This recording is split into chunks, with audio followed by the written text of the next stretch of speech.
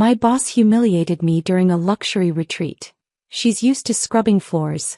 Let her clean the pool area. He tossed me a mop in front of everyone. They laughed. He didn't know the guest list had just changed. I vanished that night. And returned in a helicopter. Silence fell. The silver Mercedes pulled away from the circular driveway, leaving me standing alone with my battered duffel bag and the weight of a promise I'd made to a woman who could no longer hold me accountable. My scuffed white sneakers, the same ones I'd worn through college, felt foreign against the polished marble steps of Serenity Haven. The irony wasn't lost on me.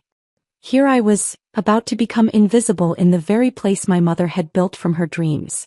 The receptionist's manicured nails clicked against her keyboard without pause when I approached.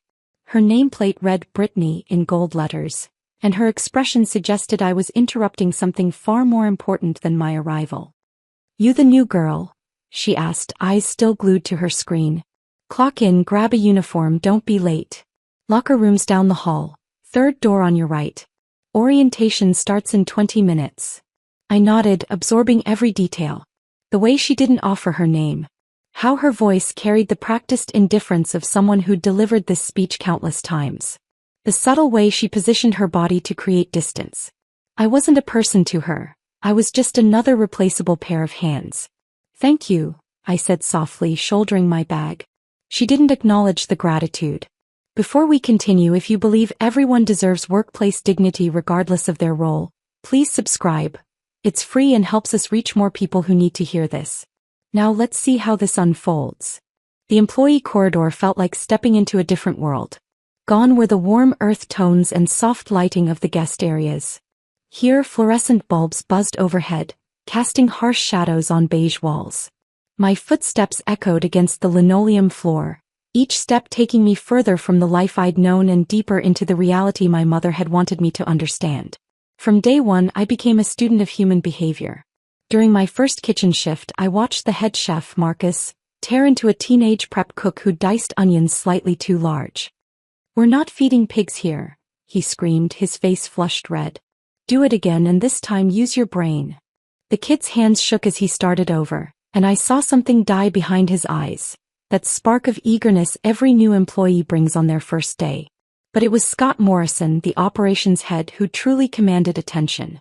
He moved through the halls like royalty inspecting his kingdom, his pressed khakis and polo shirt marking him as management even without his badge. "Remember, people," he'd announced during staff meetings, "you're all dispensable. There's a line of applicants waiting to take your place." He'd pause, letting the threat settle like dust. "Excellence isn't optional here. It's survival." The maintenance staff occupied an even lower rung on this invisible ladder. Jordan Martinez worked quietly, efficiently, his tool belt jangling softly as he moved through the shadows of early morning and late evening. Most people looked right through him as if he were part of the furniture. But I noticed how he held doors for the elderly housekeepers, how he always had a spare light bulb or a working pen when someone needed one. There was kindness in his silence, dignity in his invisibility. On my third day, while changing out of my uniform, I heard soft crying from the restroom stall. The sound was muffled, desperate, someone trying hard not to be heard. I recognized the voice. Emma, barely 19, with eager eyes and hands that worked twice as fast as anyone else's. She'd been assigned to the guest suites, the most scrutinized position in housekeeping. I didn't knock. Didn't ask questions. Instead, I reached into my bag and pulled out the granola bar I'd saved from lunch. I slid it under the stall door and waited. The crying stopped. A trembling hand reached down and took the offering. "Thank you," came a whispered voice. I squeezed her shoulder gently through the door and left without a word. Sometimes kindness speaks louder than conversation. The break room became my observatory. 20 minutes of unpaid time where masks slipped and real personalities emerged. Most tables buzzed with gossip or complaints, but one sat perpetually empty except for a single occupant. Gloria Santos had worked at Serenity Haven for 8 years, her silver hair always neat despite the physical demands of her job. She ate alone, read paperback novels with worn covers, and minded her own business with the wisdom of someone who'd learned when to speak and when to listen. One particularly exhausting afternoon, after scrubbing guest bathroom tiles until my knees ached, I collapsed into the chair across from her. She looked up from her apple slices and romance novel, studied my face for a moment, then patted the seat beside her. "I don't talk much either," she said, her voice carrying the faint trace of an accent I couldn't place. "But that doesn't mean we can't share the quiet." From that day forward we became companions in silence. She'd offer half her apple, I'd share my crackers. No life stories, no complaints about management, no gossip about coworkers. Just two women finding peace in each other's presence during the brief respite between shifts. My notebook became my constant companion. A small black journal where I recorded observations that might seem meaningless to others but painted a complete picture for me. Staff schedules, management habits, guest complaint patterns, maintenance issues that went unreported. During my lunch breaks, I'd sketch the layout of different floors, noting blind spots in security coverage and areas where employees felt safe to speak freely. It was during one of these sketching sessions that Jordan found me.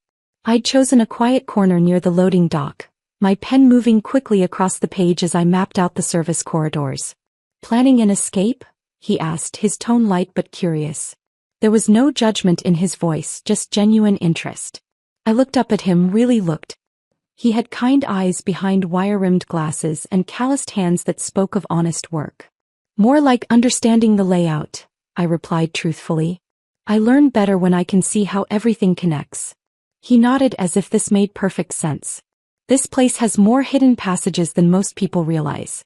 Built that way on purpose." He paused, then added quietly, "The woman who designed it understood that sometimes people need escape routes." My pen stopped moving. "The original owner?" "Yeah. Elena Hartley.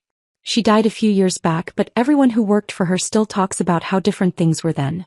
His voice carried genuine respect. "She knew everyone's name, asked about their families. Made this place feel like family."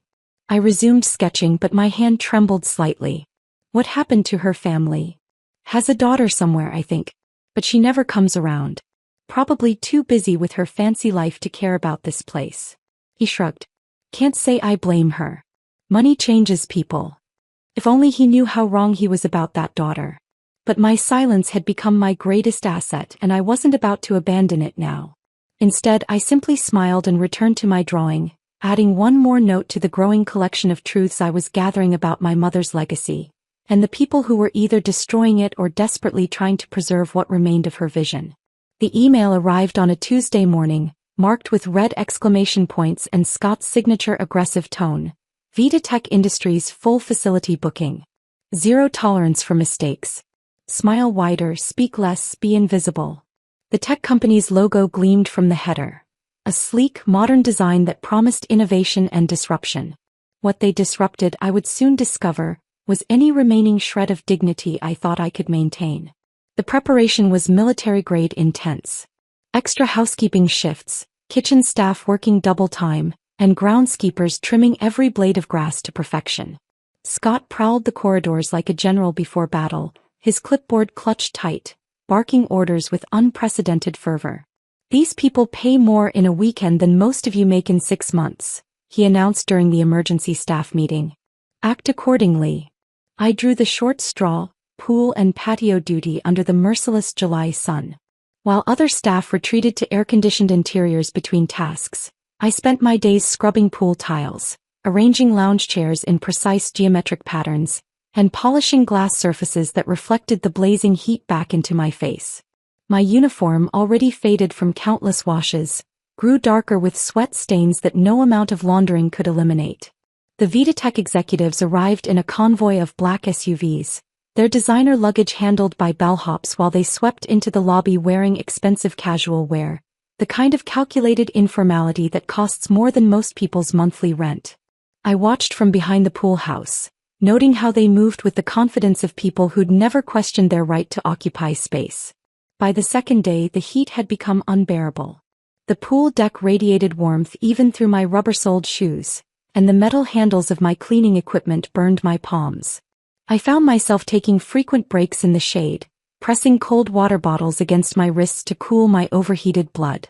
None of the guests seemed to notice the temperature.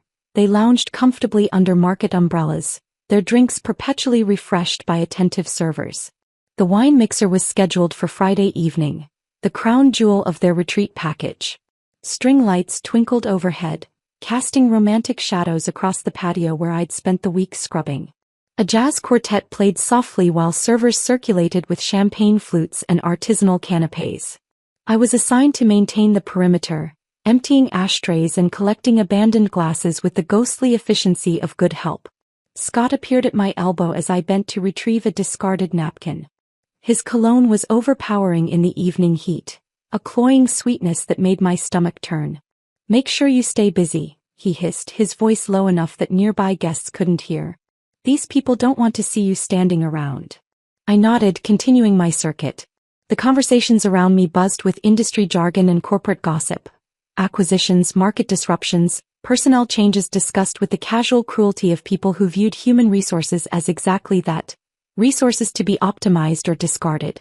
One executive laughed loudly about cleaning house in his engineering department, the metaphor hitting closer to home than he could have imagined.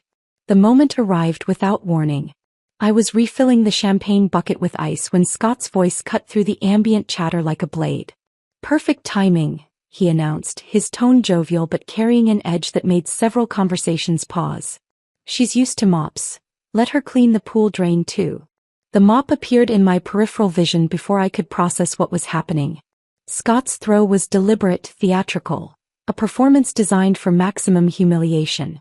The wooden handle struck the edge of the champagne bucket with a metallic clang, sending ice cubes scattering across the patio stones. Champagne splashed onto my apron, the bubbles catching the string lights like liquid diamonds. The silence that followed felt infinite. I could hear my own heartbeat, the distant jazz quartet, the gentle lap of pool water against tiles. Then came the laughter, not the warm, inclusive laughter of shared joy, but something sharp and predatory. It started with one person, then rippled outward like a toxic wave. Phones appeared in hands, cameras pointed in my direction as if I were part of the evening's entertainment. My body moved on autopilot. I bent down, retrieved the mop, and straightened slowly. My hands shook, not with fear but with a rage so pure it threatened to consume me from the inside. Every fiber of my being screamed to unleash years of business school training, to reveal exactly who they were laughing at, to watch their faces crumble as they realized their mistake. Instead, I turned and walked away. Each step felt like lifting concrete blocks, but I kept my spine straight and my chin level. The laughter followed me across the patio, through the pool gate, past the carefully manicured gardens my mother had designed. It echoed in my ears even after I'd reached the safety of the service corridor. From the kitchen window I caught sight of Gloria. She stood at the industrial sink, her hands motionless in the soapy water, watching the scene unfold with an expression I'd never seen before. Her gentle features had hardened into something resembling granite, and her eyes held a fury that made my own anger seem pale by comparison. She saw me looking and gave the slightest nod, not sympathy but recognition. She understood exactly what had just happened. But one woman in that crowd hadn't laughed. Nina Foster sat at a corner table, her wine glass untouched, her face a mask of professional composure that barely concealed her disgust. I'd noticed her earlier in the week. She asked servers their names, said please and thank you, and left her own towels folded neatly when she left the pool area. An anomaly in a group that treated service staff like decorative objects. Later, as I methodically wiped down lounge chairs in the fading light, she approached. Her footsteps were measured, deliberate, giving me time to compose myself. "Excuse me," she said quietly, her voice carrying genuine respect. When I looked up, she pressed a business card into my palm with practiced discretion. "If you ever need a witness, or a lawyer," she whispered, her eyes meeting mine with unmistakable sincerity. The card was elegant, expensive. Nina Foster, Employment Law, with a prestigious firm's letterhead. I slipped it into my apron pocket without a word, but she saw the gratitude in my eyes before turning away. That night, I folded towels for the last time in the laundry room that had become my second home. My hands moved automatically through the familiar motions while my mind processed the evening's events. I pulled out a piece of hotel stationery and wrote carefully, "Gloria, thank you for seeing me when others looked through me. Your kindness meant everything. I changed out of my uniform slowly, savoring the symbolic weight of removing each piece. The name tag went into the trash. The apron followed. I pulled on my own clothes, jeans and a simple t-shirt that felt like armor after days in that polyester prison. The rear service gate creaked as I pushed it open, stepping into the warm night air. Behind me, the retreat glowed with golden light, laughter still drifting from the patio where my humiliation had become their entertainment. I didn't look back. I didn't say goodbye. Some exits don't require explanations, they speak for themselves. The black SUV's headlights cut through the darkness as I approached the main road, my footsteps echoing against the asphalt. Davis stepped out of the driver's seat, a man in his 60s with silver hair and the quiet dignity of someone who'd spent decades perfecting the art of discretion. He didn't ask questions, didn't comment on my disheveled appearance or the fact that I was leaving through the service entrance at nearly midnight. "Mr. Lincoln's expecting you," he said simply, opening the rear door with practiced efficiency. The leather seats felt foreign after weeks of plastic break room chairs and metal lockers. As we pulled away from Serenity Haven, I watched the golden lights shrink in the side mirror until they disappeared entirely behind a curtain of oak trees. The 40-minute drive passed in complete silence. No radio, no small talk, just the steady hum of tires against pavement and my own thoughts churning like storm clouds. Davis understood the weight of moments like these. Transitions that required space to breathe, to process, to prepare for what came next. His eyes met mine once in the rearview mirror, a brief acknowledgement that conveyed more understanding than words ever could. The Lincoln estate sat nestled in rolling hills, its Victorian architecture softened by climbing ivy and wraparound porches that spoke of Sunday afternoons and sweet tea. Warm light spilled from the windows and I could see Dad's silhouette pacing in his study, a habit he'd maintained since I was a child, walking the perimeter of his thoughts until they settled into clarity. He met me at the front door before I could knock, a steaming mug of coffee already in his hands. Richard Lincoln had been my mother's attorney, business partner, and closest friend for over 20 years. When she died, he'd become something more, the keeper of her secrets, the executor of her impossible dreams, and my reluctant guardian through this year-long odyssey of discovery. "You could have left after month 2, he said, handing me the coffee. His voice carried the weight of someone who'd watched me endure far more than any daughter should have to bear in the name of honoring her mother's wishes. The Tennessee kitchen incident was enough to prove the point. I wrapped my hands around the warm ceramic, letting the heat seep through my palms. "Mom would have stayed the year," I replied, settling into the familiar leather chair across from his desk. "She would have seen it through to the end no matter how difficult it became." Dad, I'd called him that since I was 12. Leaned back in his chair and studied my face with the practiced eye of someone who'd negotiated million-dollar deals by reading subtle expressions. "Tell me about tonight," he said quietly. I recounted the evening's events with clinical precision, watching his jaw tighten with each detail. When I reached the part about the mop hitting the champagne bucket, his knuckles whitened around his coffee cup. By the time I finished, the grandfather clock in the corner had chimed twice, marking the passage of time we could never reclaim. "Elena built Serenity Haven as a sanctuary," he said finally, his voice thick with memory. "After her cancer diagnosis, after months of treatments that stripped away everything except her determination to survive, she wanted to create something beautiful. Something healing." He stood and walked to the window, gazing out at gardens that mirrored the ones my mother had designed at the retreat. It wasn't always about corporate packages and executive bonuses. She envisioned a place where people could find peace regardless of their bank account. The original vision lived in photo albums he pulled from his filing cabinet.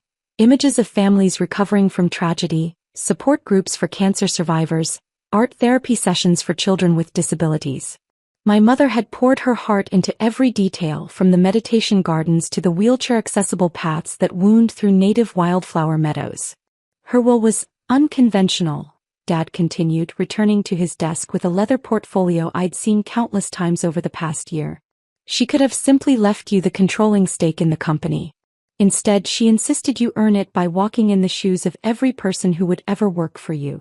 He opened the portfolio, revealing pages of handwritten notes in my mother's careful script. 1 year. Every entry-level position. No exceptions.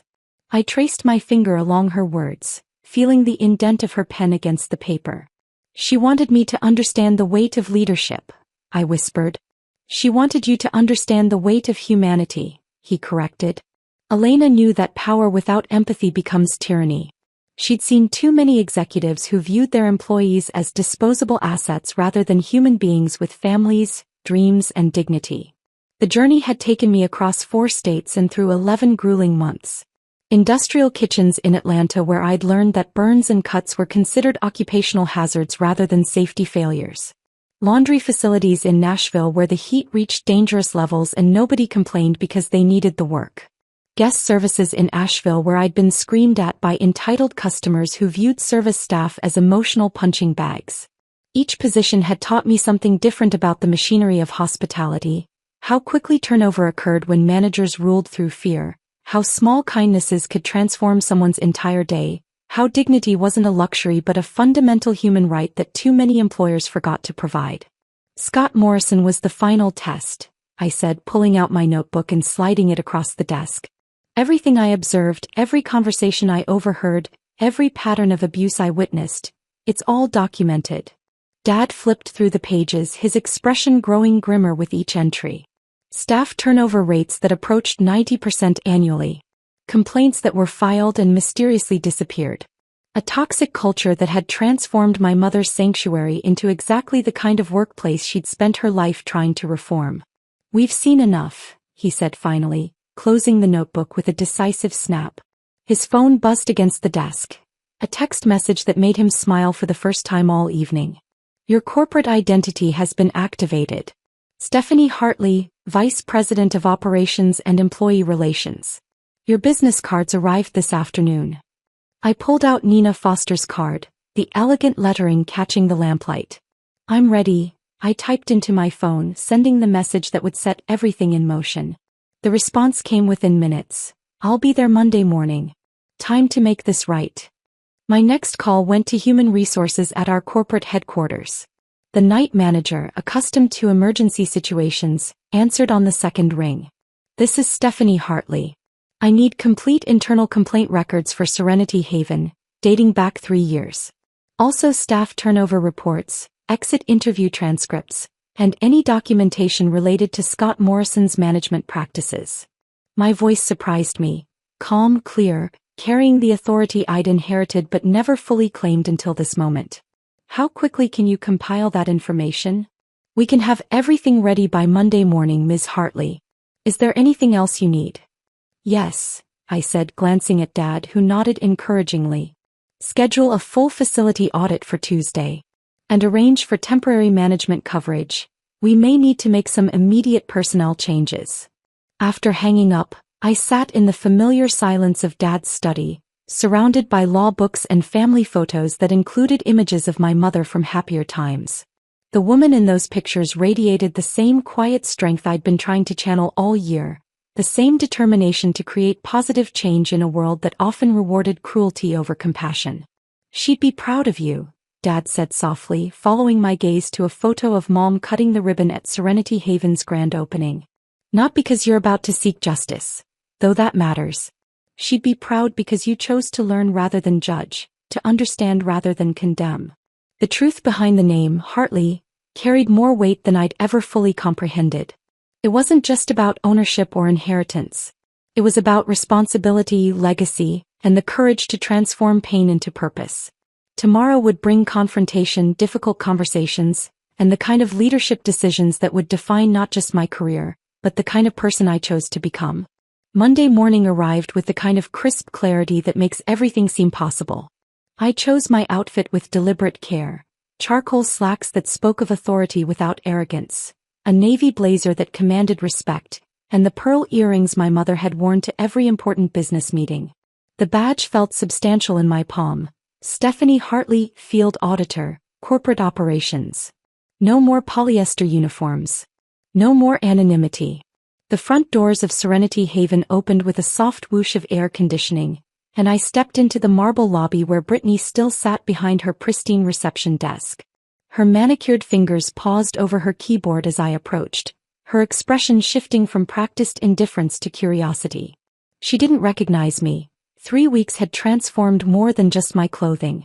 "Good morning," I said, presenting my badge with the same professional courtesy I'd once craved from her. "Stephanie Hartley, Corporate Operations. I'll need access to the staff briefing room in 15 minutes. Her eyes widened as she processed the name, Hartley, like the plaques throughout the building, like the company letterhead. Of course, Ms. Hartley. Should I notify Mr. Morrison? That won't be necessary, I replied, watching recognition dawn across her features. He'll be informed shortly. The employee corridor felt different now, charged with anticipation rather than resignation. Word traveled fast in places like this. By the time I reached the briefing room, conversations had shifted to hushed whispers and questioning glances. The fluorescent lights that had once felt harsh now illuminated a space about to undergo transformation. Sandra Williams from corporate HR had arrived 30 minutes earlier, her briefcase packed with documentation that would reshape everything. A woman in her 50s with silver-streaked hair and the no-nonsense demeanor of someone who'd spent decades cleaning up other people's messes, she reviewed her files one final time as staff members filtered into the room.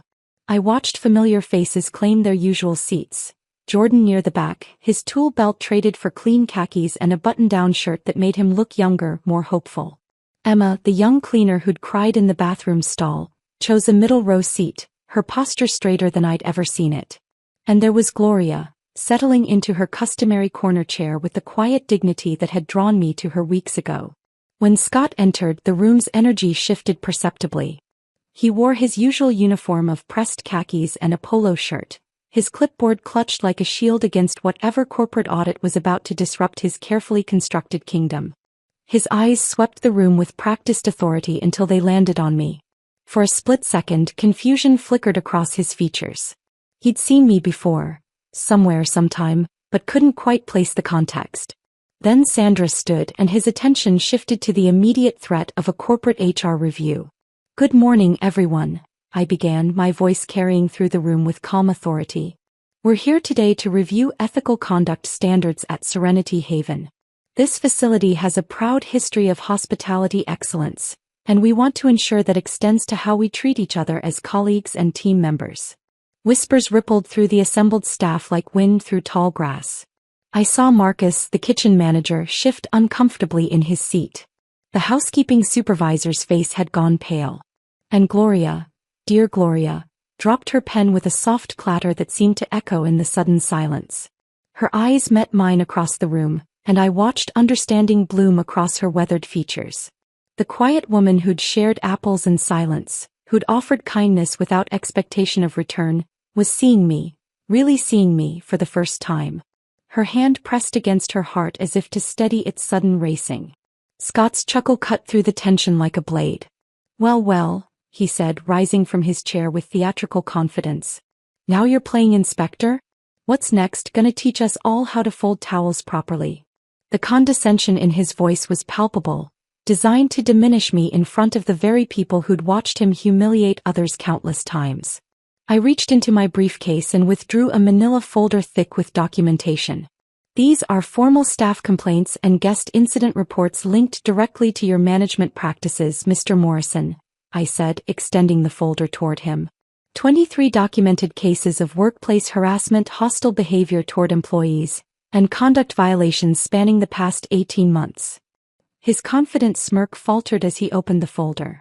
I watched his face drain of color as he recognized incident report after incident report, complaints he'd dismissed, grievances he'd buried, testimonies from staff members who'd finally found the courage to speak their truth. "This is ridiculous," he sputtered, but his voice lacked its usual conviction. "These people complain about everything. You can't run a business by coddling every—" "Mr. Morrison," Sandra interrupted, her tone carrying the weight of decades in human resources. "Based on these documented violations and witness statements, corporate has approved your immediate suspension pending a full investigation. You'll need to surrender your access cards and any company property." The silence that followed was deafening. No one moved. No one breathed.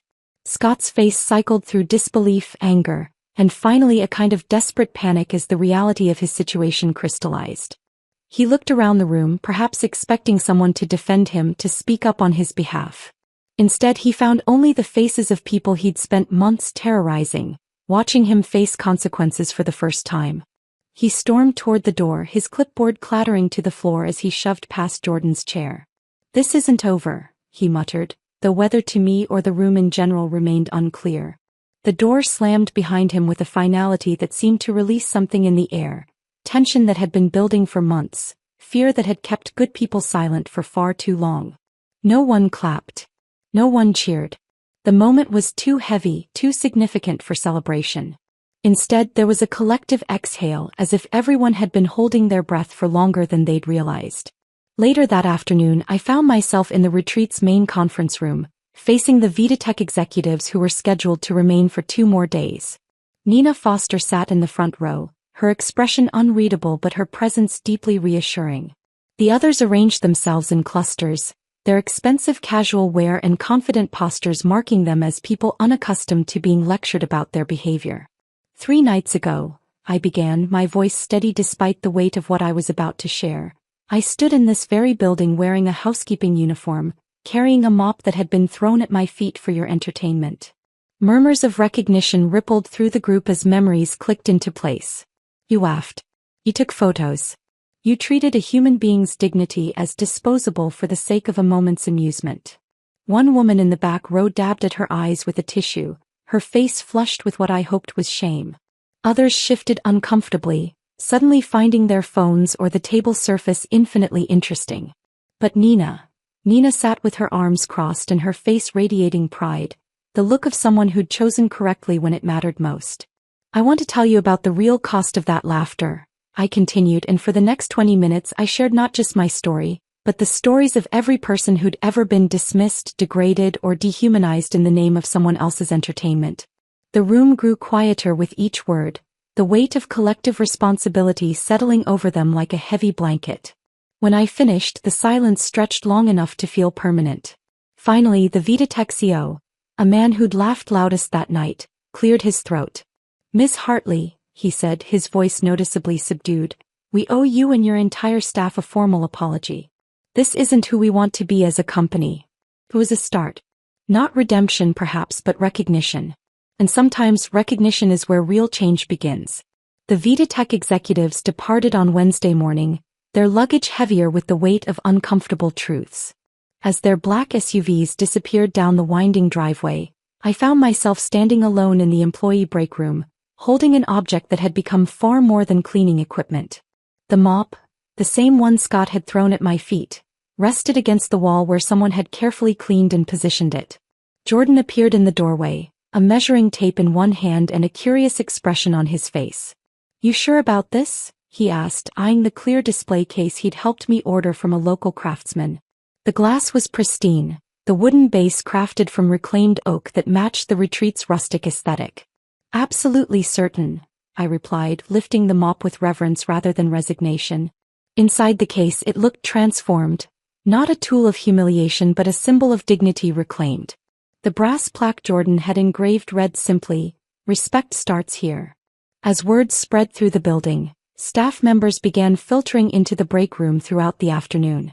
They came quietly, individually, some touching the glass with gentle fingers, others simply standing in contemplative silence. Emma, the young cleaner who'd become my first ally in kindness, traced the letters on the plaque with tears in her eyes. It's beautiful, she whispered. The real work began that evening in my temporary office, formerly Scott's domain, now stripped of his aggressive motivational posters and redecorated with plants and comfortable seating. I spread the existing training manuals across my desk, their corporate-speak language and intimidating legal jargon painting a picture of an organization more concerned with protecting itself than supporting its people. Page by page I rewrote everything. Where the old manual stated, employees must maintain professional appearance standards at all times, the new version read, we believe everyone deserves to feel confident and comfortable while representing our team. Instead of failure to comply will result in disciplinary action, I wrote. If you need support meeting any of these guidelines, please speak with your supervisor or HR representative. The anonymous reporting system required delicate engineering. Working with an outside consultant recommended by Nina Foster, we installed digital kiosks in private locations throughout the facility, tucked into alcoves near the employee entrance, positioned discreetly in the locker rooms, accessible but not obvious. Staff could report concerns, suggestions, or compliments without fear of retaliation. Dr. Sarah Chin arrived the following Monday, her warm smile and gentle demeanor immediately putting nervous employees at ease. A licensed counselor specializing in workplace trauma, She set up office in what had once been a storage room, transforming it into a sanctuary with soft lighting, comfortable furniture, and the kind of confidentiality that allows healing to begin. "I've worked in hostile environments before," she told me during our initial consultation, "but the culture here feels different already. There's hope in the air. That's not something you can manufacture." The quarterly shadowing program proved to be the most transformative initiative. When I announced that all management personnel would spend one full week every 3 months working alongside entry-level staff, the reactions varied dramatically. Marcus, the kitchen manager, looked genuinely terrified. "You want me to wash dishes?" he asked incredulously. "I want you to understand the people who wash dishes," I corrected. "Their challenges, their insights, their contributions to our success." His first day on dish duty was humbling. By hour 3, his pristine chef's coat was soaked with sweat and steam. By hour 6, he was chatting with the prep cooks about equipment improvements they'd been suggesting for months. By week's end, he'd implemented 3 efficiency changes that cut cleaning time by 30% while improving working conditions. The transformation rippled through every department. Housekeeping supervisors discovered that their staff had brilliant ideas about room turnaround procedures. Front desk managers learned about the physical toll of carrying heavy linens up 3 flights of stairs when the service elevator broke down. Maintenance supervisors realized their team had been jerry-rigging solutions to problems that could be permanently fixed with modest equipment investments. Gloria's metamorphosis was the most remarkable to witness.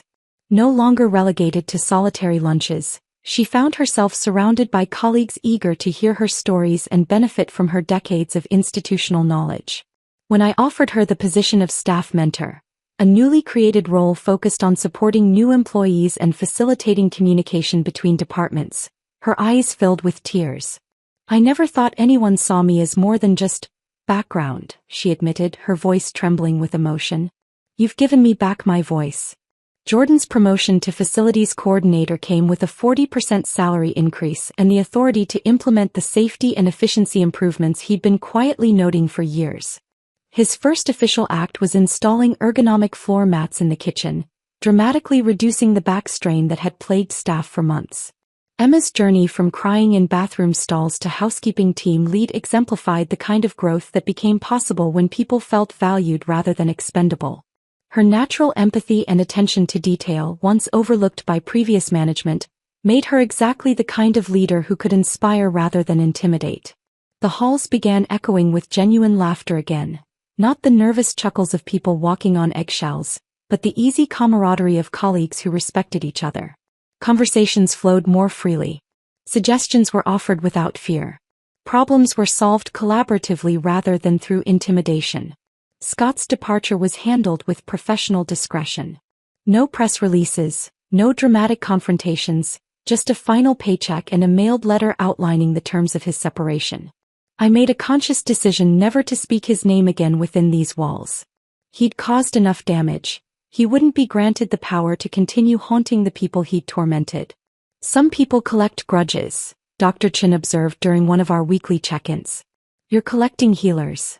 One evening in late August, as golden sunlight streamed through my office windows, I discovered a homemade apple pie on my desk. The crust was perfectly golden, the aroma rich with cinnamon and care.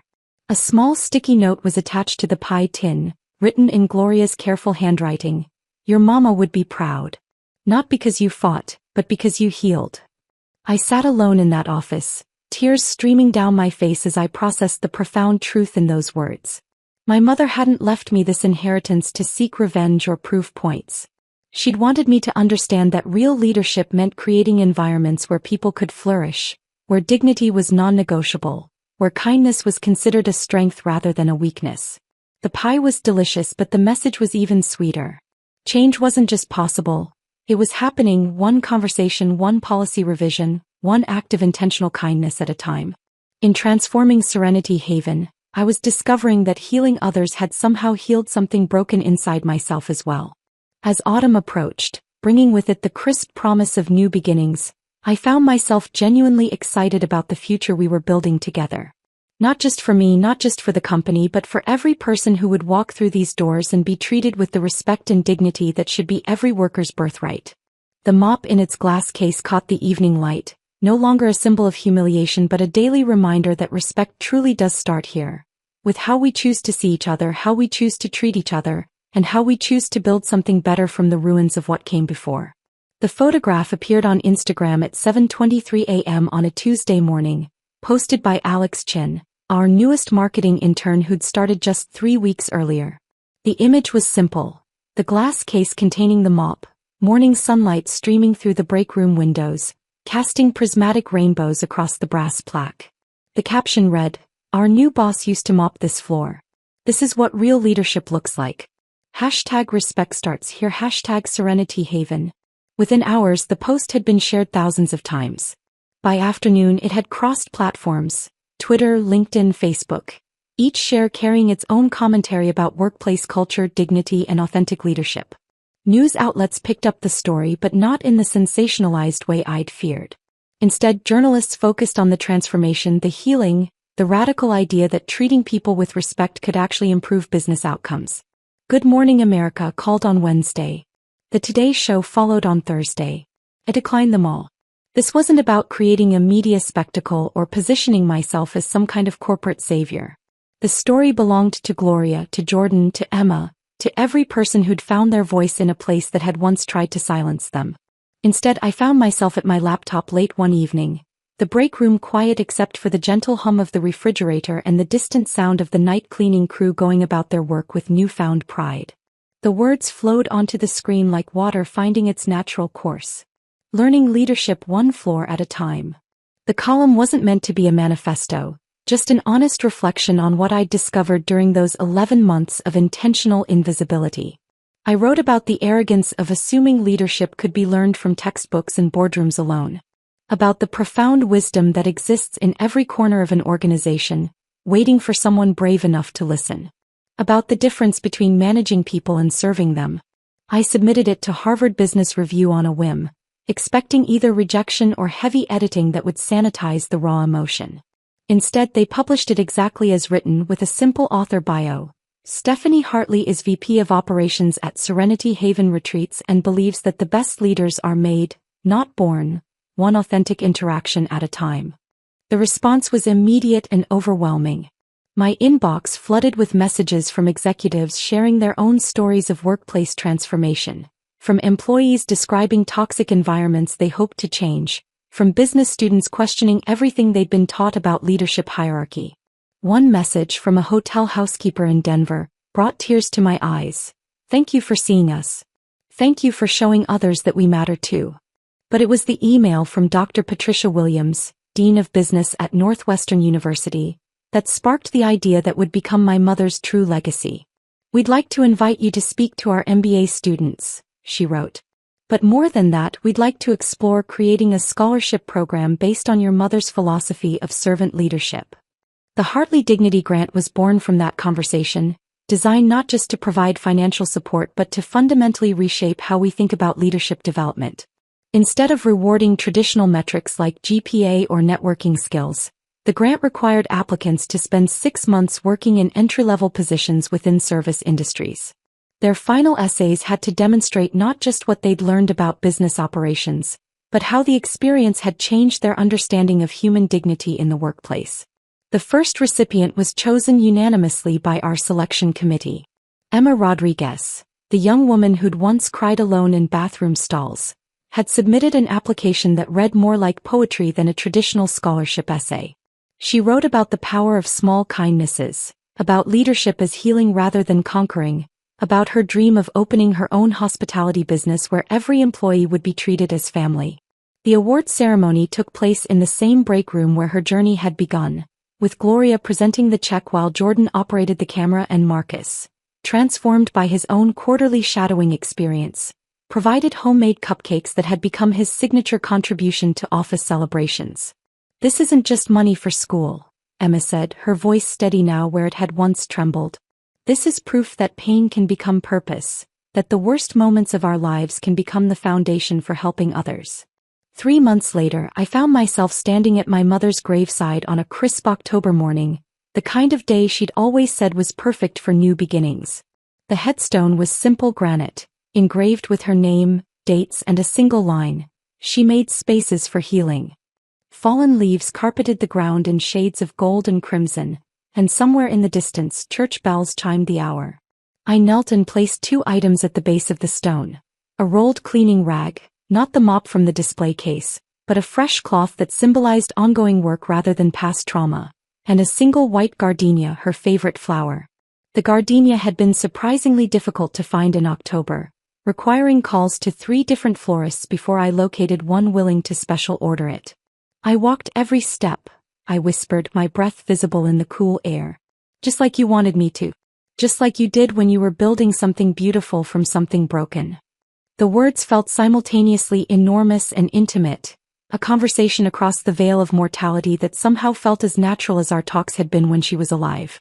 A groundskeeper worked quietly in the distance, raking leaves with the methodical care of someone who understood that tending to sacred spaces was itself a form of ministry. He nodded respectfully as our eyes met, one caretaker acknowledging another. Monday morning found me arriving at Serenity Haven before sunrise, not because I had to but because I wanted to. The building felt different in those quiet early hours. Expectant, peaceful, humming with the potential energy of a place where good things were happening. I made coffee in the break room using the commercial machine that had intimidated me during my first week as a cleaner but now felt like an old friend. When Gloria arrived at her usual time, she found me sitting at our familiar table with 2 steaming mugs and a plate of the cinnamon cookies she'd mentioned liking during one of our silent lunches months ago. No cameras captured the moment. No social media posts documented our conversation about her grandchildren, her garden, her plans for the quilting class she was teaching at the community center. You know what I love most about this? She said, gesturing around the break room where other early arrivals were beginning to filter in, their greetings warm and genuine rather than perfunctory. It's not that you changed everything overnight. It's that you proved change was possible at all. Through the windows, I could see Jordan consulting with a landscape architect about expanding the meditation garden, Emma training 2 new housekeeping staff with the patience and encouragement she'd once desperately needed, Marcus laughing with his prep cooks over some shared joke that would have been impossible during the regime of fear that had once governed this place. The mop in its glass case caught the morning light, no longer an artifact of humiliation but a daily reminder that respect truly could start anywhere, with anyone brave enough to model it first. This was exactly where I belonged, not above the work, but within it, part of the ongoing effort to create something worthy of my mother's memory and everyone who would call this place their professional home. Some legacies are built on monuments and headlines. Others are built on quiet moments of dignity, one interaction at a time, until kindness becomes so embedded in the culture that cruelty can no longer take root. This was the legacy that would last. If this story of dignity and transformation had you feeling inspired, hit that like button right now. My favorite part was when Stephanie placed that mop in the glass case, transforming humiliation into hope. What was your favorite moment? Drop it in the comments below. Don't miss more powerful stories like this. Subscribe and hit that notification bell so you never miss an upload. I'm Jessica Crawford, 28 years old, and 3 days before my wedding, I found a note from my parents that shattered everything. Wedding's off. Expect a call from my lawyer. We've taken matters into our own hands. My stomach dropped as I read those cold words.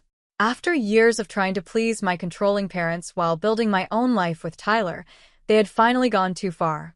The perfect wedding they insisted on funding had become their weapon against me.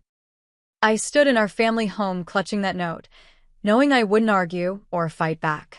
I had no idea that within 48 hours, everything would change in ways I never imagined.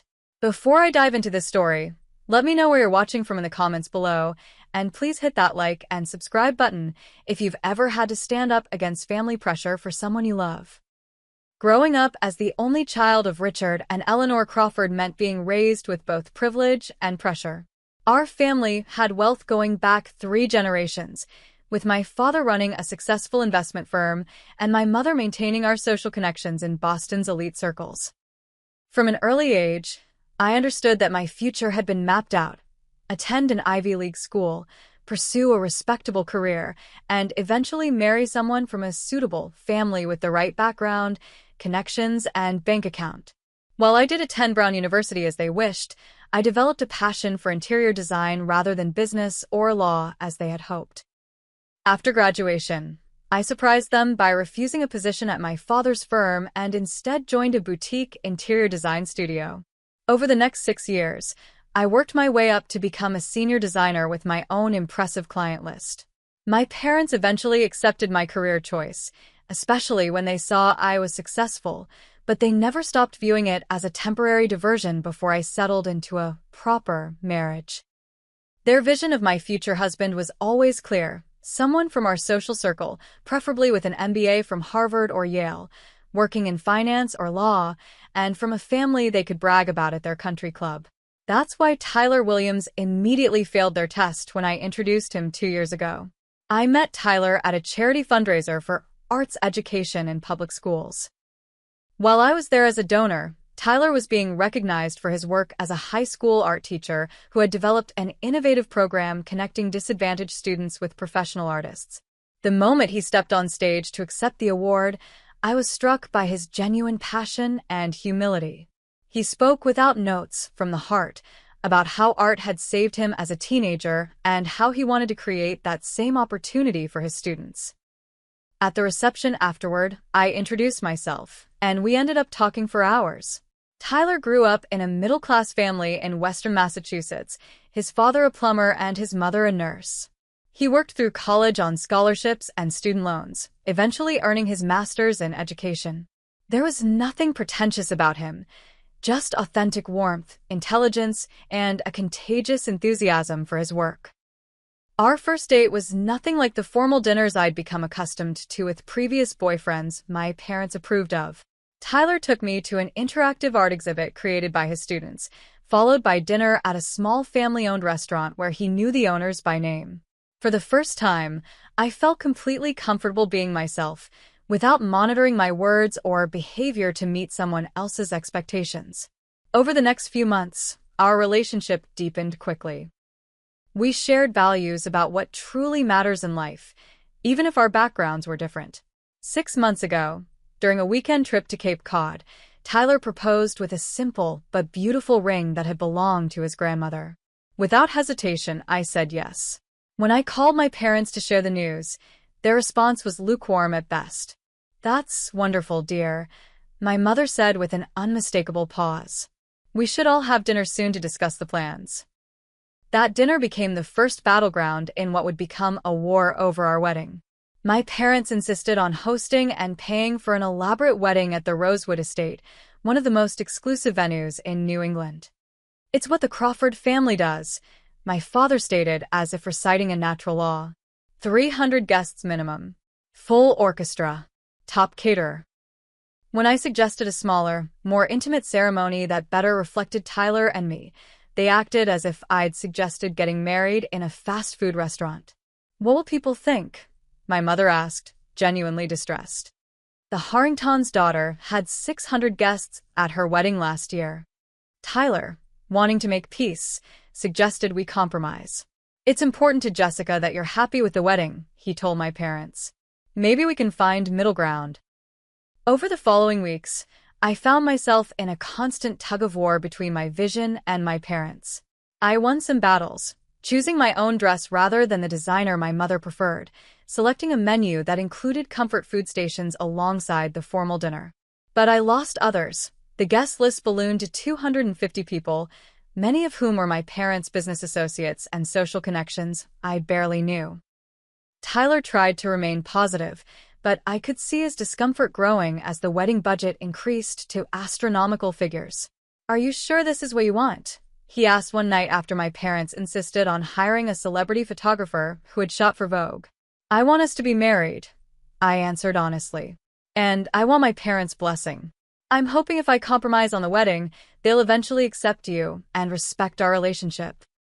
Looking back, I was naive to think an extravagant wedding would solve the fundamental issue. My parents didn't believe Tyler was good enough for me, and no amount of floral arrangements or champagne fountains would change that. As the wedding date approached, what should have been an exciting time became increasingly stressful. Each planning meeting with my mother turned into a subtle criticism session about Tyler's family or background. "Will his parents know which fork to use at dinner?" she asked once, not even attempting to disguise her snobbery. Perhaps we should print special instruction cards for certain guests. My father was more direct in his disapproval. During a tasting session at the caterer, he pulled me aside while Tyler was chatting with the chef. "It's not too late to reconsider, Jessica," he said in a low voice. "Brandon Whitfield has been asking about you. His family's firm just merged with Goldman Sachs. He would be a much more suitable match." The tension came to a head during a dinner at my parents' home 3 months before the wedding. My mother had invited Tyler's parents, ostensibly to get better acquainted. Marion and Robert Williams were warm, genuine people who had raised 3 children on a modest income but had given them a home rich in love and support. Throughout the evening, my parents made subtle but unmistakable remarks highlighting the differences in our backgrounds. "We've been members at the Oakmont Country Club for 4 generations," my father mentioned casually. "Where do you golf, Robert?" Tyler's father smiled politely. "I'm afraid between work and coaching Little League all those years, I never picked up the game." My mother's contribution was equally pointed. "The wedding venue has been featured in Architectural Digest 3 times. We've had our Christmas parties there for years. I imagine it's quite different from the places you typically frequent." I watched Tyler maintain his composure, responding with grace to each thinly veiled insult. His parents, too, remained remarkably dignified. But I could see the hurt in their eyes, and my resentment toward my parents grew with each passing minute. After dinner, when the Williams had left, I confronted my parents. "How could you be so rude? They were nothing but kind, and you treated them like they were beneath you." "We were perfectly civil," my mother replied, genuinely bewildered by my anger. "But surely you see the problem, Jessica. These people aren't from our world. Every interaction will be awkward. Every family gathering a strain. Is that really what you want for the next 40 years? What I want is to marry the man I love and for my family to support me," I replied, my voice shaking. "Tyler is kind, intelligent, and makes me happier than I've ever been. Why isn't that enough for you?" My father's expression hardened. "Because marriage isn't just about feelings, Jessica. It's about building the right alliances, maintaining a certain standard of living. Has Tyler mentioned a prenuptial agreement yet?" What? "No, and we don't need one." "Absolutely unacceptable," my father declared. "No daughter of mine is getting married without proper financial protection. I'll have my lawyers draw up the paperwork tomorrow." That was the line I refused to cross. No. I won't ask Tyler to sign a prenup. It would suggest I don't trust him, and I do completely. My parents exchanged glances loaded with meaning. "Then we may need to reconsider our involvement in this wedding," my father said coolly. "Fine," I responded, surprising even myself with my firmness. "Tyler and I will pay for the wedding ourselves. We'll scale back and have something we can afford."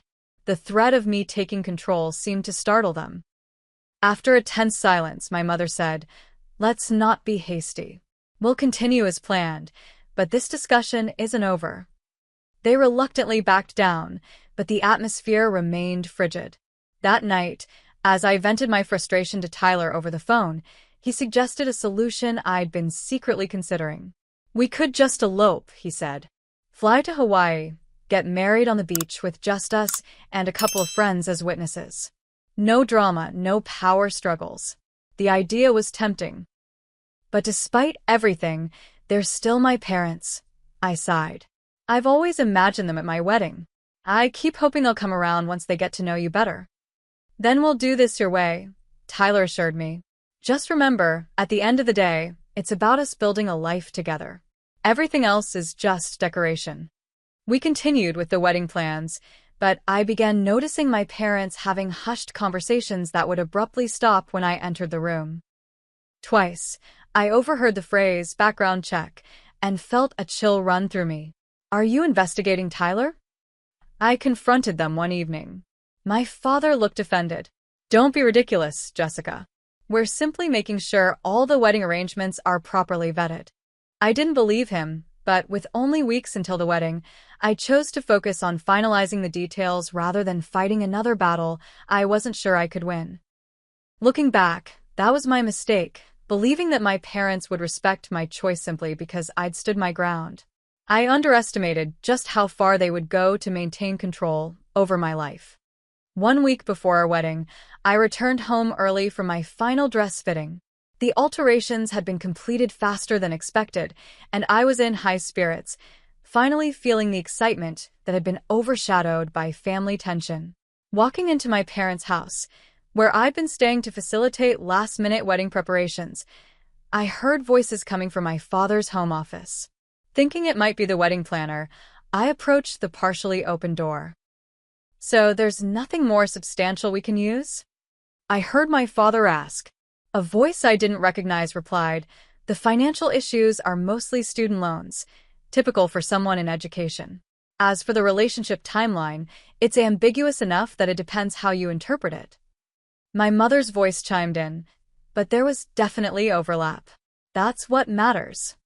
My blood running cold, I pushed the door open fully. Inside, my parents sat across from a man in a gray suit, multiple folders spread across my father's desk along with photographs I couldn't clearly see. "What is this?" I demanded, though I already knew.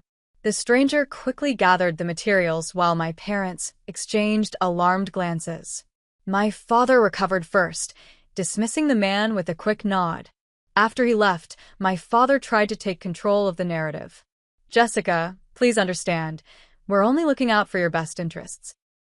As your parents, we needed to be certain about the man you're planning to marry. You hired a private investigator?" The betrayal felt physical, like a blow to my chest. "How dare you invade Tyler's privacy and mine this way?" My mother attempted to justify their actions. "Darling, this is standard procedure for families in our position. Your great-aunt Beatrice had a complete dossier compiled on your father before they allowed their engagement to proceed. This isn't the 1950s, Mother, and I'm not asking for your permission to get married. I'm an adult making my own choice about my life partner." My father's expression hardened. "A choice you may be making without all the relevant information. Tyler Williams is not who you think he is." "What are you talking about?" "For one thing, he's in significant debt," my father stated. I laughed incredulously. "You mean his student loans?" "He's told me all about them. We've discussed our finances openly, which is more than I can say for how you've approached this relationship." "It's not just that," my mother interjected. "Jessica, he was seeing another woman when you first started dating." The accusation hit me like a bucket of ice water. "That's not true. Tyler would have told me." My father pulled a photograph from one of the folders and handed it to me. It showed Tyler with his arm around a blonde woman, both smiling at the camera. "This was taken 3 weeks after your first date. Her name is Allison Parker. They dated for almost a year before he met you." I stared at the photo, mind racing to make sense of this new information. Tyler had mentioned an ex-girlfriend named Allison, but he'd said their relationship had ended before we met. "There's more," my mother said, her voice gentler now that they'd landed a blow. "They attended her brother's wedding together while you and Tyler were already dating." They showed me more photos, Tyler in a suit at what appeared to be a wedding reception, the same woman by his side. The timestamp showed a date about 3 weeks after Tyler and I had met. I left my parents' house in a daze, the photographs tucked into my purse. Rather than confronting Tyler immediately, I drove around for hours, trying to process my feelings. Tyler had always been so honest and straightforward. It seemed impossible he would hide something like this from me. Yet the evidence seemed clear. That evening, when Tyler came over to my apartment, I placed the photos on the coffee table without saying a word. His face fell as he recognized them. "Where did you get these?" "My parents hired someone to investigate you," I said, my voice surprisingly steady. "They showed me these today. You told me you and Allison broke up before you met me." Tyler sat heavily on the couch, running his hands through his hair. "Jess, it wasn't like that." "Yes, technically Allison and I were still seeing each other when I first met you, but we were already in the process of breaking up. We'd been having problems for months." "So you were dating us both at the same time?" The thought made me nauseous. "No, I mean there was a brief overlap, but nothing inappropriate happened. After I met you at that fundraiser, I knew something special was happening between us. I ended things with Allison officially, the next week. Then why are you at a wedding with her 3 weeks after our first date? Tyler looked pained. Her brother was one of my closest friends from college. I'd RSVP'd to that wedding months in advance, and Allison and I agreed to attend together as friends to avoid drama at her brother's wedding. I should have told you about it, but it felt like ancient history by the time we got serious, and honestly, I was afraid you'd misinterpret it exactly the way you are now. Part of me wanted to believe him immediately. His explanation made logical sense, and the timeline matched what I knew about the early days of our relationship. We hadn't been exclusive right away. We'd only had 2 dates before the date on those wedding photos. But another part of me felt deeply hurt that he'd kept this from me. You should have told me, Tyler. Finding out from my parents like this, it makes it seem like you were hiding something worse. I know, he admitted.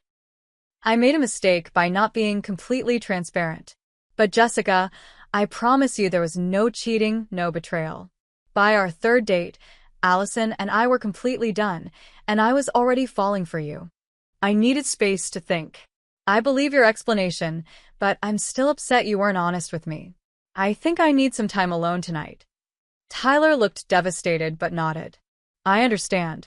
Just please know that I love you, and there's nothing else I've kept from you. Your parents are trying to find any reason to break us up. Please don't let them succeed over something that happened 2 years ago, before we were even really together. After Tyler left, I called my friend Amber and asked if I could stay at her place for a day or 2. I needed neutral territory to sort through my feelings, away from both Tyler's earnest explanations and my parents' manipulations. Amber welcomed me, without judgment. Whatever you decide, I'm here for you, she assured me. Over the next 2 days, my parents called constantly, leaving voicemails urging me to cancel the wedding. It's not too late to back out gracefully, my mother insisted. People will understand. We can issue a statement about mutual differences. I let their calls go to voicemail while I reflected on my relationship with Tyler. In 2 years together, he had never given me any reason to doubt his honesty or commitment. He'd been patient with my parents' coldness, supportive of my career, and loving through all our challenges. Was I really going to throw away our future over an unclear situation from the very beginning of our relationship, especially when my parents had gone to such underhanded lengths to expose it? By the 3rd day, I had made my decision. I trusted Tyler. His explanation made sense, and while I wished he'd told me earlier, I understood why he hadn't. Our relationship was built on something real, and I wouldn't let my parents' interference destroy it. 3 days before our wedding, having resolved to move forward with Tyler, I returned to my parents' house to collect the items I needed for the wedding and the honeymoon. I had expected another confrontation, prepared my arguments about trust and forgiveness, but the house was eerily quiet when I arrived. Mom? Dad? I called out, receiving no answer. Their cars were gone from the driveway. On the entryway table, propped against a vase of fresh-cut roses from our garden, was a cream-colored envelope with my name written in my mother's elegant handwriting.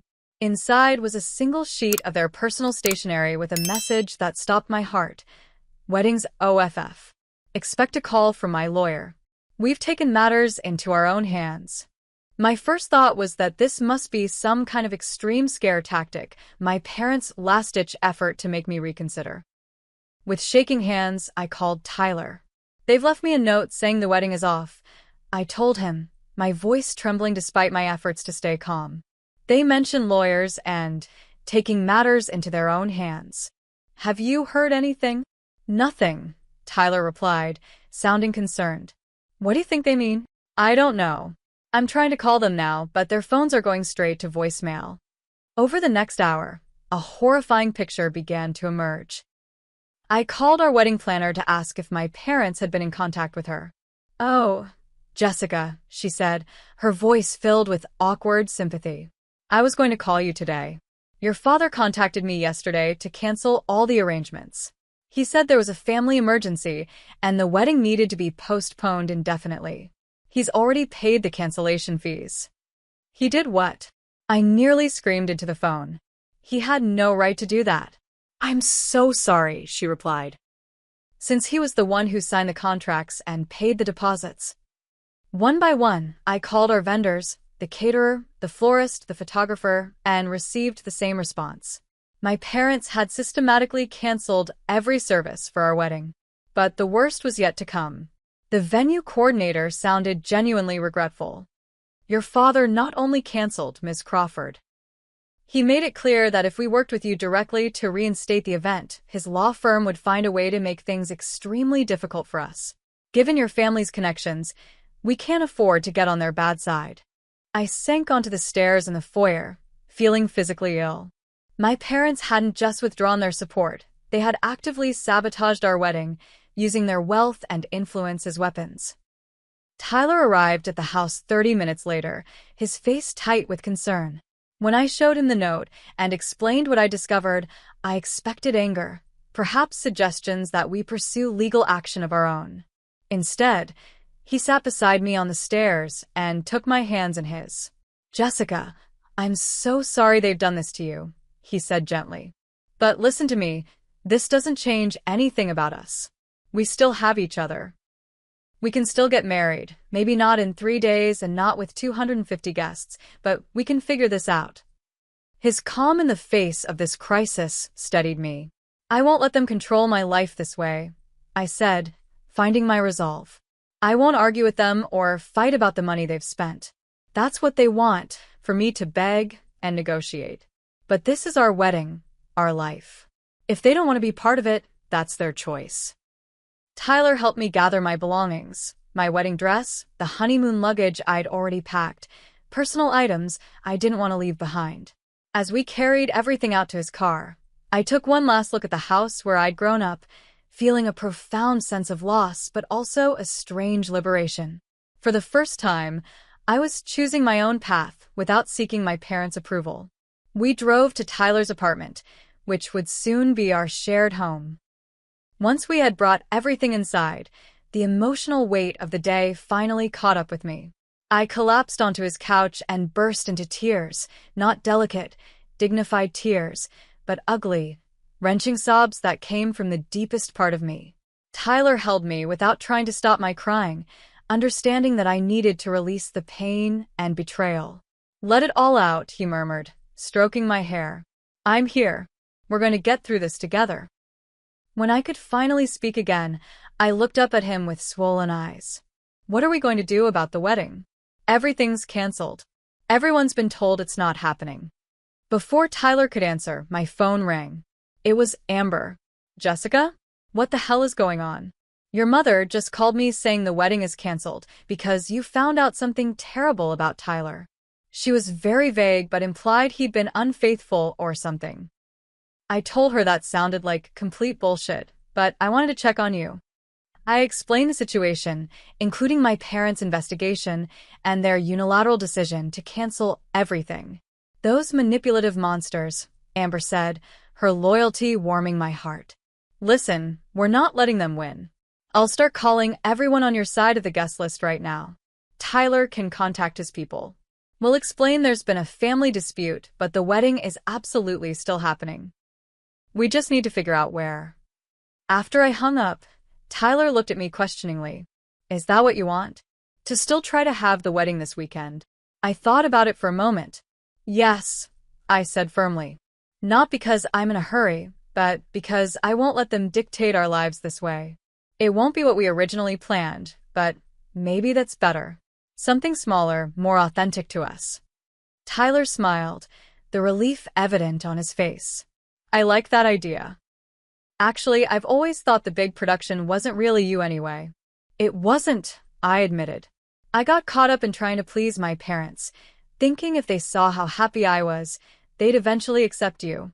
I was wrong." We spent the evening making calls, explaining the situation to friends without going into hurtful details, and exploring alternative venues that might be available on short notice. Tyler's mother immediately offered their backyard for the ceremony. Several friends volunteered to help with food, decorations, and music. By midnight, exhausted but determined, we had the beginnings of a new plan. It wouldn't be the elaborate society wedding my parents had envisioned, but it would be genuine and filled with people who truly supported us. As we finally went to bed, I felt a strange mixture of heartbreak and hope, devastated by my parents' betrayal but strengthened by the knowledge that Tyler and I were facing this challenge united. What I didn't know then was that the next 48 hours would bring developments I could never have anticipated. The next morning, just as I was making coffee in Tyler's kitchen, my phone rang with an unfamiliar number. Against my better judgment, I answered. Jessica Crawford? This is Jonathan Blackwell from Blackwell, Stern and Associates. I represent your parents, Richard and Eleanor Crawford. I'm calling to discuss the legal implications of your current situation. My hands tightened around the phone. What legal implications? I'm an adult choosing to get married. There's nothing to discuss. The lawyer's voice remained professionally detached. I'm afraid it's not that simple, Miss Crawford. Your parents have instructed me to inform you that they are taking steps to protect family assets. The trust fund established for you has conditions regarding marriage that you may not be aware of. What conditions? I've never been told about any conditions. My trust fund had been established by my grandparents when I was born, set to fully mature when I turned 30 or when I got married, whichever came first. There's a clause allowing the trustees, your parents, to withhold distribution if the marriage is deemed unsuitable. He paused delicately. Additionally, any wedding gifts or preparations purchased with family funds are legally considered family property and must be returned. My anger flared.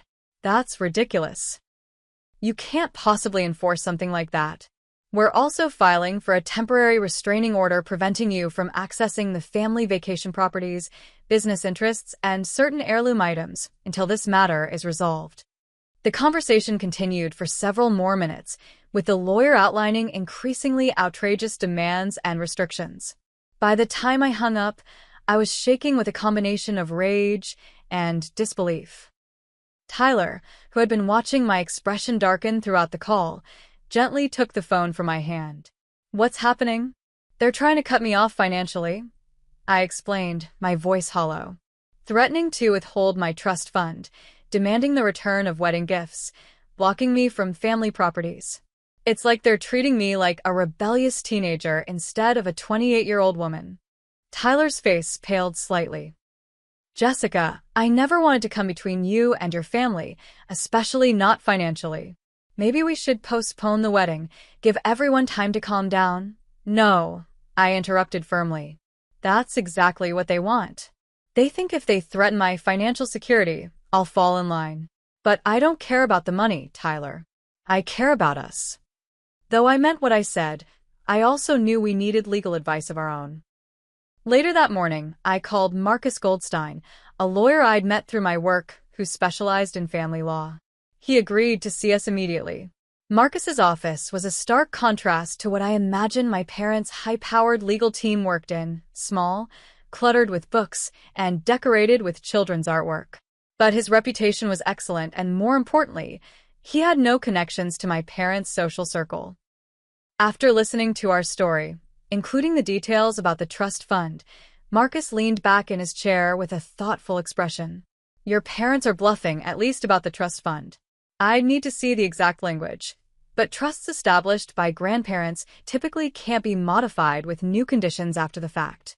If there was no morality clause or approval requirement in the original trust documents, they can't add one now. A weight lifted from my shoulders. So they can't actually withhold my trust fund? Almost certainly not. As for the wedding gifts and preparations, if they were explicitly presented as gifts to you, they're legally yours, regardless of who paid for them. The restraining order regarding properties depends on ownership structure, but it's likely just another intimidation tactic. Tyler, who had been quiet during much of the consultation, finally spoke up. What should we do next? Marcus smiled. First, don't panic. Second, I'll request copies of all the relevant documents, trust agreements, property deeds, anything that establishes Jessica's legal rights. Third, and most importantly, proceed with your lives as you see fit. Getting married is a legal right that your parents can't interfere with. As we left Marcus's office, my phone began buzzing with notifications.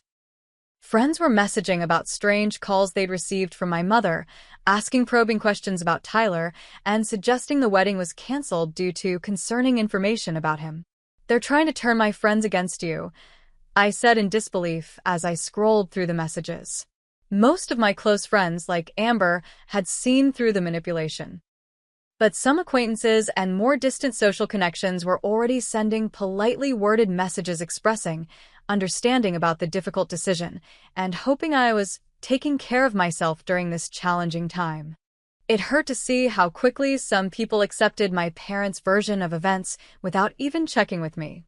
But it was also clarifying, showing me who my true friends were and who was merely part of the social network my parents had cultivated. The unexpected silver lining through all of this was Tyler's family. When we called to update them on the situation, their support was immediate and unconditional. "Those people have no idea what they're throwing away," Tyler's mother Marion said firmly. "You're welcome in our family exactly as you are, Jessica. No conditions, no expectations." His father Robert immediately offered practical help. "I've got a buddy who's a justice of the peace. If you need someone to officiate on short notice, he'll be there." Tyler's sister Rachel called shortly after with another offer. "I still have all the decorations from my wedding last year.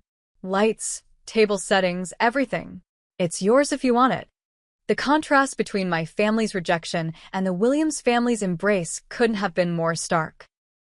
Tyler's family had limited financial resources compared to mine, but they gave freely of what they had: their time, their connections, their unwavering support.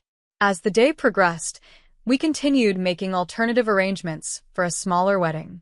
Some vendors, upon hearing our story directly from us, agreed to work with us despite my parents' threats, particularly those who had no previous business connections with my family. By evening, local news outlets had somehow gotten wind of the drama. A reporter called asking for comment on what they described as a high-society wedding cancellation amid allegations of impropriety. I declined to comment, but the fact that the story had reached the media added another layer of stress. Tyler found me staring at my phone later that night, scrolling through more messages from friends reporting my mother's calls. "We could still postpone," he offered gently. "Get married in a few months when all this has died down." I looked up at him, seeing the concern in his eyes, not for himself, but for me. In that moment, I loved him more than ever for his willingness to put my well-being first. "No," I said, taking his hand. "My parents are counting on wearing us down, making this so uncomfortable that we give in. I won't let them win that way. We're getting married this weekend, even if it's just us, a justice of the peace, and Amber taking pictures on her phone." Tyler smiled, squeezing my hand. "Whatever you decide, I'm with you. But for what it's worth, I think you're making the right choice. Sometimes you have to show people you can't be manipulated before they'll start treating you with respect." As we prepared for bed in what would soon be our shared apartment, I wondered what the next day would bring. My parents still hadn't contacted me directly, working instead through their lawyer and by trying to influence my friends. I had no idea what other tactics they might employ or how far they would go to stop this wedding. What I didn't expect was the ally who would emerge the next morning, someone who would completely change the dynamic of this family standoff. Exactly 48 hours after finding my parents' note, I was sitting at Tyler's kitchen table making lists of what we would need for our scaled-down wedding when the doorbell rang.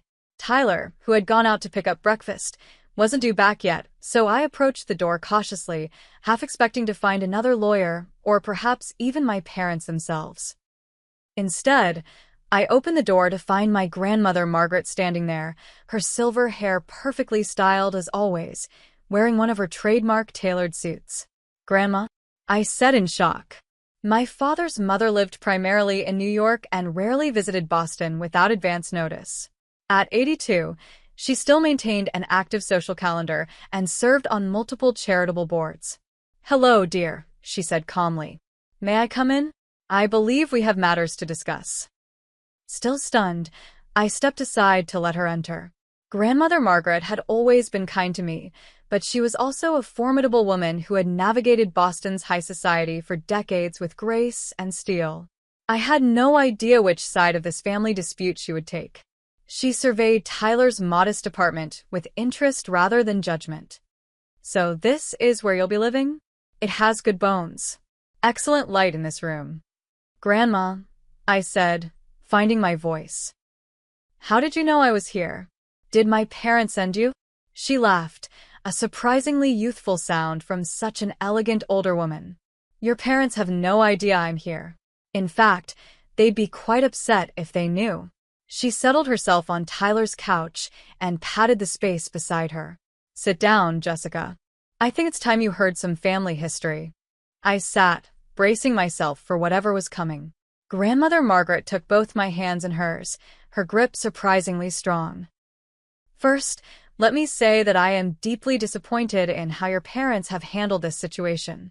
Their behavior is shameful and does not reflect the values I thought I had instilled in your father. Relief washed over me. Then you don't agree with what they're doing? Certainly not. But I'm not entirely surprised either. You see, Jessica, history is repeating itself in our family. 60 years ago, I was in a position very similar to yours. This was news to me. I'd always known my grandparents as the perfect society couple, their marriage apparently arranged from within their social circle. Your grandfather Harrison came from the right family, attended the right schools, and moved in the right circles, grandmother continued. But he wasn't my first choice. Before him, I fell in love with a young architect named Daniel. Brilliant, creative, from a middle-class family in Philadelphia. My parents were horrified. What happened? I asked, fascinated by this revelation. My parents did exactly what Richard and Eleanor are doing to you. They threatened to cut me off, canceled my engagement party, and spread rumors about Daniel's character. And I. She paused, a flash of old regret crossing her face. I gave in. I broke things off with Daniel and married Harrison 3 months later. Were you unhappy with Grandpa? I had always seen them as content together. Harrison and I built a good life. We developed respect and affection for each other over time. But I never felt with him what you clearly feel for Tyler, that spark, that sense of true partnership. I don't want you to make the same compromise I did, especially not because of pressure from your parents. She reached into her handbag and pulled out an envelope. Which brings me to why I'm here. Your parents seem to have forgotten who established that trust fund they're threatening to withhold. I looked at her in confusion. I thought my grandparents on both sides contributed to it. Indeed we did. And while your mother's parents are no longer with us, I am very much alive and still a co-trustee. I've spent the morning with my lawyer reviewing the documents. Your parents have absolutely no legal right to withhold your trust based on their disapproval of your marriage. None whatsoever. She handed me the envelope. This is a letter from my attorney confirming your rights to the trust, regardless of whom you marry. I've also instructed him to proceed with a transfer of your portion of the trust to accounts solely in your name, which should have been done when you got engaged anyway. I stared at the envelope, hardly able to believe what I was hearing. Grandma, I don't know what to say. You don't need to say anything, dear. But that's not all I've done this morning. A small, satisfied smile played at her lips. I've also had some conversations with the management at the Rosewood estate and several of your vendors. It seems my name still carries some weight in this town, particularly with people who appreciate the charitable donations I've made to their children's education funds over the years. The doorbell rang again, and this time it was a courier with an envelope addressed to me. I opened it to find a letter from the Rosewood estate. Dear M.S. Crawford, we are pleased to confirm that your wedding reservation for this Saturday has been reinstated as originally planned. We apologize for any confusion and look forward to hosting your special day. Sincerely, the management, Grandma, I gasped. How did you do this? Her eyes twinkled. Let's just say I reminded certain people that the Crawford family name doesn't belong exclusively to your parents, and that my influence extends to areas they might not have considered. More importantly, I pointed out that bowing to intimidation tactics sets a terrible precedent for any business. Throughout the morning, similar messages arrived from the caterer, the florist, and other vendors, all confirming that our original arrangements had been reinstated. My phone began buzzing with calls from friends who had received new information clarifying that the wedding was indeed proceeding as planned. When Tyler returned and I introduced him to my grandmother, she studied him with keen eyes before nodding approvingly. I can see why Jessica chose you. You have integrity in your face, young man. Tyler, who had heard enough about the formidable Margaret Crawford to be slightly nervous, relaxed visibly at her acceptance. Thank you for supporting us, Mrs. Crawford. It means more than I can say. Call me Margaret, she replied warmly. And I haven't done anything extraordinary. I've simply ensured that my granddaughter can make her own choices, as every adult should be allowed to do. Over lunch, grandmother shared more about her own experience and offered wisdom about navigating family conflict. Your parents are acting from fear, she explained. Fear that you're rejecting their values, fear of change, fear of losing control. It doesn't excuse their behavior, but understanding it might help you find a path forward eventually. Do you think they'll ever accept Tyler? I asked, voicing my deepest concern. Time will tell. Your parents are stubborn, but they do love you in their way. Once they see they can't control your choices, they'll have to decide whether their pride is worth losing their daughter. As afternoon approached, grandmother prepared to leave. I've arranged to stay at the Four Seasons until after the wedding, she informed us. I assume I'm still invited? Of course, I said, hugging her tightly. Would you consider walking me down the aisle? Since my father won't be there? Tears glistened in her eyes, the first time I'd ever seen my composed grandmother cry. It would be my greatest honor, Jessica. After she left, Tyler and I sat in stunned silence for several minutes. I can't believe everything that's happened in the past 2 days, I finally said.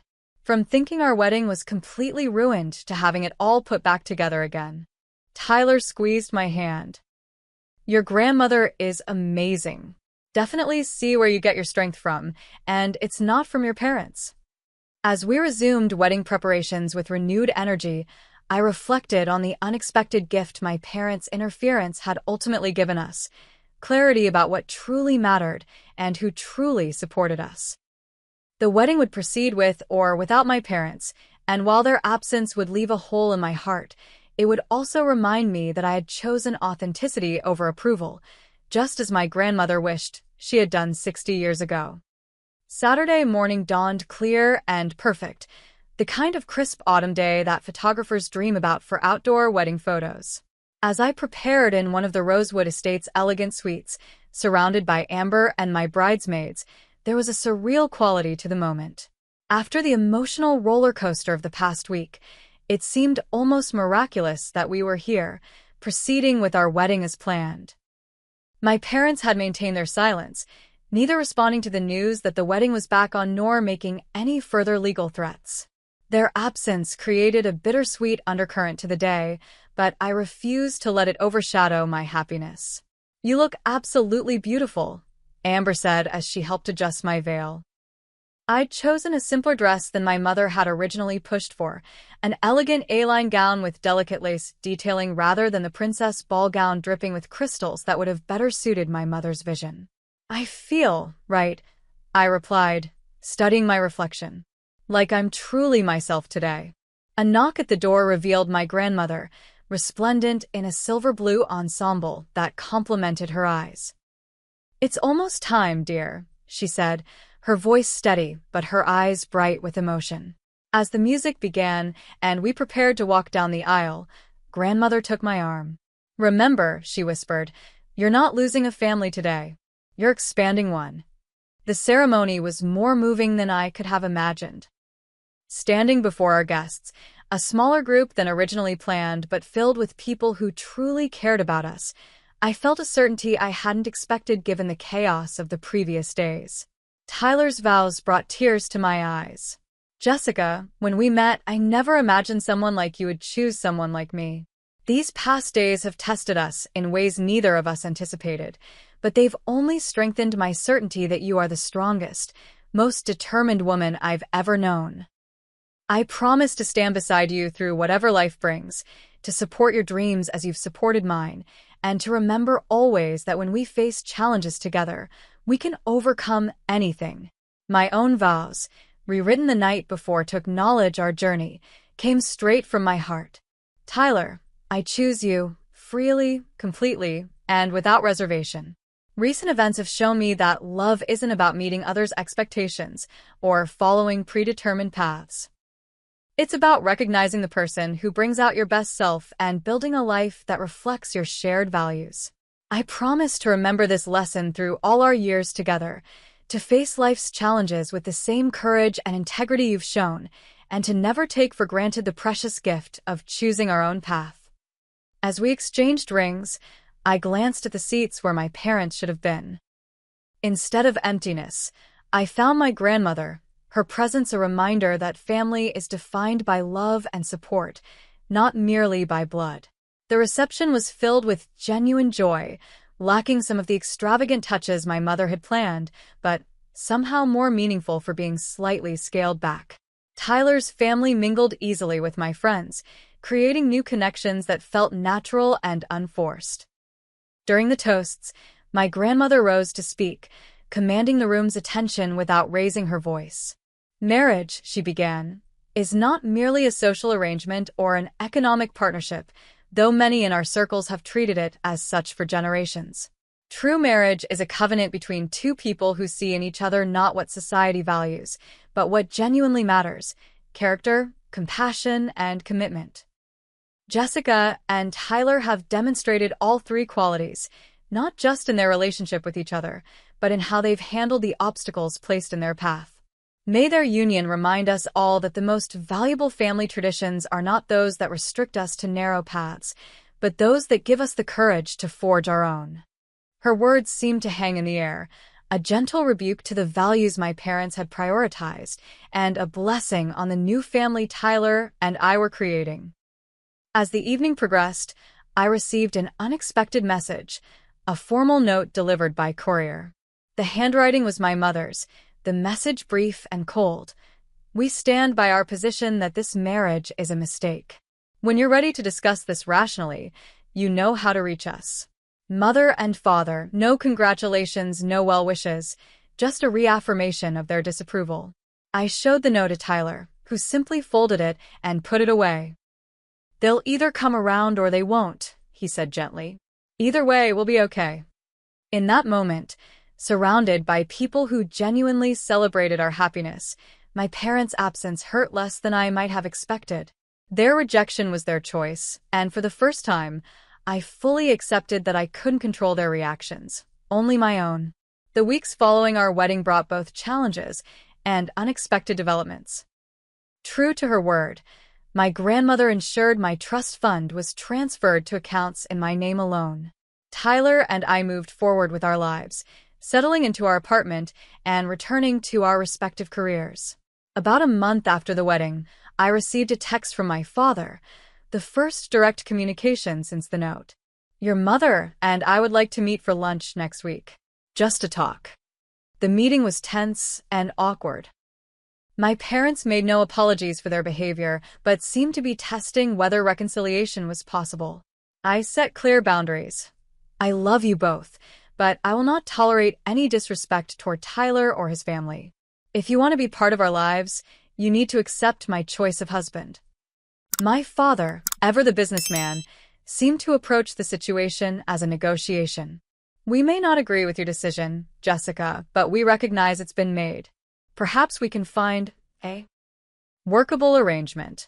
It wasn't the warm embrace of Tyler I'd hoped for, but it was a start. Over the following months, our relationship slowly began to thaw. My parents made stilted efforts to be civil to Tyler, who responded with more grace than they deserved. The first dinner with both families was an exercise in polite restraint, with my grandmother acting as a buffer between the still disapproving Crawfords and the understandably wary Williams family. The true turning point came 6 months after our wedding. Tyler's art program received a prestigious grant, and his work was featured in a national education magazine. My father, reading the article, made his first genuinely positive comment about my husband. "He seems quite dedicated to his students." That's admirable. It was a small acknowledgement, but it represented a shift in perspective, the beginning of seeing Tyler as a person of value rather than an unsuitable match. Building a healthy relationship with my parents remains a work in progress. There are still moments of tension, still occasions when old patterns emerge. But I've learned to maintain firm boundaries while leaving the door open for growth and change. The experience transformed me in ways I never expected. The people-pleaser who had tried for years to balance her own desires with her parents' expectations was replaced by a woman who understood her own worth and the importance of making choices based on authentic values rather than external approval. My relationship with Tyler deepened through the crisis we weathered together. Facing such significant opposition before we even married gave us confidence that we could handle whatever challenges life might bring. His steadfast support through the conflict showed me the true meaning of partnership in ways theoretical discussions never could. Perhaps most surprisingly, I developed a new appreciation for family legacy, not the superficial version my parents had tried to enforce, but the deeper values my grandmother embodied: courage, integrity, and the wisdom to recognize what truly matters in life. As I reflect on our journey, I'm grateful for the crisis that nearly derailed our wedding. Without that challenge, I might never have discovered my own strength or fully appreciated the genuine support system we had built. I might have continued seeking my parents' approval rather than finding my own path. The note my parents left me, "Wedding's off. Expect a call from my lawyer," was intended to control and manipulate. Instead, it became the catalyst for my liberation from patterns that had constrained me for years. Those 48 hours between finding the note and my grandmother's intervention were among the most painful of my life, but they led to a clarity and confidence I might otherwise never have found. To anyone facing similar family pressures or trying to balance personal authenticity with family expectations, I would say this: stand firm for what matters most to you. The path may be difficult, the conflicts painful, but the freedom to build a life based on your true values is worth every moment of struggle. Thank you for listening to my story. I'd love to know if you've ever had to stand up to family pressure for someone or something you believed in. How did you handle it, and what did you learn from the experience? Please share your thoughts in the comments below, and if this story resonated with you, hit that like button and subscribe to hear more real-life experiences. And remember, sometimes the most painful notes can lead to the most beautiful symphonies. You just have to be brave enough to play your own music.